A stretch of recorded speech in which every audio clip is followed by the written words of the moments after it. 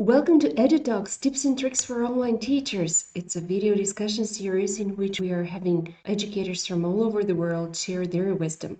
Subscribe to our YouTube channel and follow us on social media. Well, first of all, thank you for agreeing to be interviewed for Edu Talks, tips and tricks for online teaching. Please introduce yourself for us. Hi, my name is Rachel. I taught in America for 11 years before I made Aliyah and moved to Israel. Now I teach with Speak Up English, and my students are from age 4 to 6th grade. The company does more, but those are the levels that I teach. Prior to Corona, I was teaching in person, but now mostly it's online. I teach students that are just learning English for the first time, and I also teach native English speakers. So I'll use a picture like this with my students that are just learning English and say something like, "Can you find a zebra?" And then they will use the pen and they'll circle a zebra. Or, "Can you find crab?" A crab. We're learning the word crab, so they'll circle that. Whereas with my older students, my more advanced students that are native speakers, I may say, "We're going to pretend this picture was taken yesterday. Tell me what happened yesterday." And then they have to use past tense vocabulary and past tense language in speaking to tell me what's going on. So I'm able to use the same picture with both my native speakers and my non-native speakers. Also with the different age levels.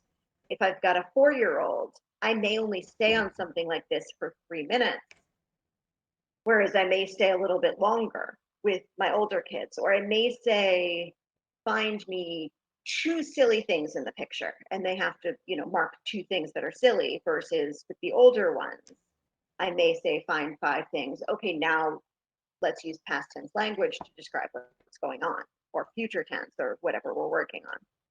And I've got lots and lots of different pictures. Some, like this one, I use with the little kids, or I will use this with the older kids for a writing activity. I may say, "This is a really good way to tell a story." So I'll have kids that'll come up with, "Oh, it was my 5th birthday, and I I had a party outside. I invited all of my neighbors and all the animals in my neighborhood." So you can see how that would come out. Obviously, I do that with my native English speakers that are in, 4th grade, not with my 4-year-olds that are just learning English. That would not work. But with the 4-year-olds, I may say, "Can you find something green? Can you find something purple?" So things like that are really helpful. And again, great for writing. Also, depending on the level of the kid and what skills I'm working on, I may do what I call a bounce back story. I have no idea what the real name is. That's just what I call it with them. So I may start a story with, "One day I went to a birthday party and oh my gosh, there were penguins there." And then I stop and it's the kids' turn to continue the story. And then they'll continue, stop where they want, and then I continue. So it really is a way for them to practice their speaking. Now, this is not something that I'm going to stick with the entire lesson because they would get bored really quickly. Another thing that's really great that the kids will do, they love Guess Who, and I have tons of different options for them. So, like, I'll pull up and see which one they'd like, and then we'll just play Guess Who. Is it a farm animal? Does it have whiskers? So it depends on what skills I'm working on with them. I have students who love Mad Libs. I call them silly stories. So I've got some Mad Libs. I can go ahead and make it a little bigger. And one of the things that's nice, because the whole point of Mad Libs is for them not to know ahead of time what's going on. So I will use this box, and before the lesson, I go in, I just erase all of the text. So all they're seeing is they need a noun, they need an adjective, they need a plural noun. And then at the end, after we've put everything in, I then erase it and the text is back and then we can read it. So that's a great way for them to really be able to practice Wow. grammar with nouns, adjectives, plural nouns, all those, because I could just erase the text, which is excellent. And that's fun. Oh, we do that all the time. My kids just absolutely love that. And again, it depends on the level of the kid. I'm not going to do that with a, Hebrew speaker just learning English because that's really confusing when you're doing a silly story. But my fourth grade native speakers love this activity. They find it so fun. And they just call it silly stories. But it also really helps with the grammar. So it's a wonderful way for them to really get to learn, nouns, plural nouns, adjectives, adverbs. So I'll start off with saying things like, I need a noun. Remember, that's a person, place, thing, or animal.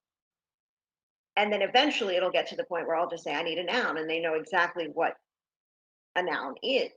Yeah. And it's a wonderful way to teach grammar and fun. Because again, if you do things that are boring, the kids are bored. Well, yeah, that's the least you want to do in an online class with kids, especially younger ones. I find it Yeah. amazing, and actually, I find it a great tip for online teachers to actually use one and the same template and just have tabs and know how to adapt it to different ages. How do you prepare Well, actually? How much? I mean, and you can actually see, I'll show you, these are all my session templates. So you can see, depending on what I'm pulling or if it's a specific kid. So like these two girls are sisters. So I've done this template for July and August. So everything that's on here is for those two girls. So when I have those kids, I pull that template out. So I know exactly what I'm doing with each kid when, and I'm prepared ahead of time so I don't have to scramble.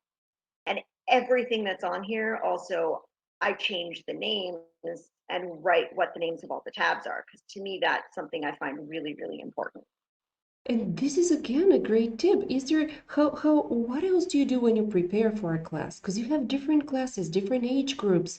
It's I amazing that you use do. the same templates, but how specifically? So different tabs, names. Well, I What don't else? I don't necessarily use the same template per Hmm. group. So like this is actually a template that I use with my English speakers, whereas with my kids just learning English, I've got stories. So I label the stories so I know exactly what I'm doing, what's going on in the story.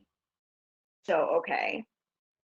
And that way, if I'm working on something like verbs with the kids and they don't remember a verb, I can look and go, oh, remember here we were saying little bear was reading to teddy bear. Oh, okay, read. So they're able to look at that. Thank you very much for this. If you liked the discussion with Rachel and if you want to see more of those, click the bell button, follow us on social media.